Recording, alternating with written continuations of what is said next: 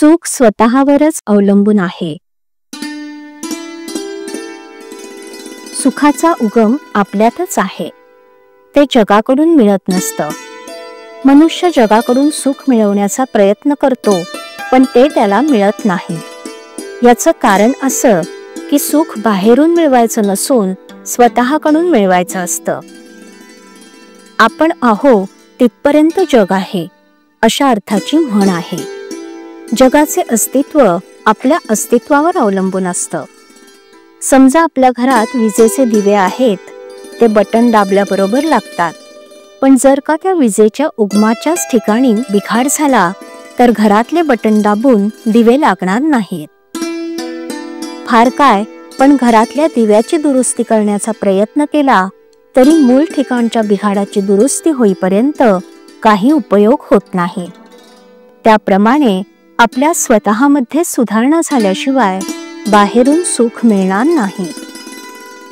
समुद्र सर्व पृथ्वीच्या पाठीवर दूरवर पसरलेला आहे, पण असं कधी झालं आहे का की अमुक एका ठिकाणचं पाणी कमी खारट आहे? तसं जगात कुठेही गेलं तरी सुखाच्या बाबतीत अनुभव सारखाच येणार. म्हणजे सुख जगावर अवलंबून नसून स्वतःवरच आहे.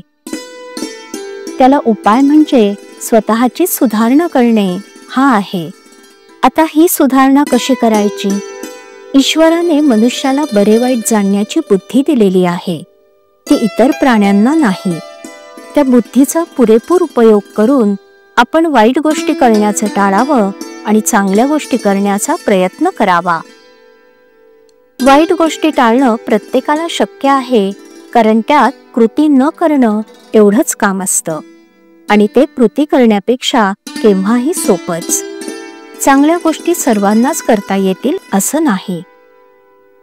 सारांश, सुखी होण्याचा मार्ग म्हणजे वाईट गोष्टी करण्याचे विचाराने टाळावे आणि चांगल्या गोष्टी शक्यतानुसार करत राहाव्या.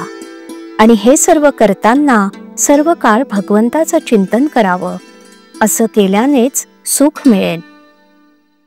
जगाकडून सुख मिळेल ही कल्पना चुकीची आहे. तुझे आहे तुझपाशी, परी तू जागा चुकलासी. आपण स्वतः जगासारखं वागत नाही किंवा भगवंतासारखेही वागत नाही. मग जगाने आपल्यासारखे वागावे असं आपण का म्हणावे? गीतेमध्ये भगवान सांगतात की मन हे मीच आहे. भगवंता वाचून मनाची तयारी होणार नाही, म्हणून आपण भगवंताला घट्ट धरावे आणि मग समाधानात राहावे. भगवंताचे सदा सर्व काळ स्मरण ठेवावे आणि वृत्ती स्थिर राखावी. वृत्ती स्थिर झाली की त्याच्या मागोमाग समाधान येतेच येते. श्रीराम.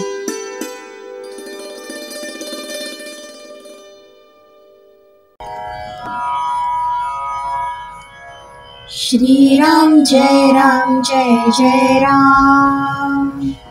श्रीराम जय राम जय जय राम.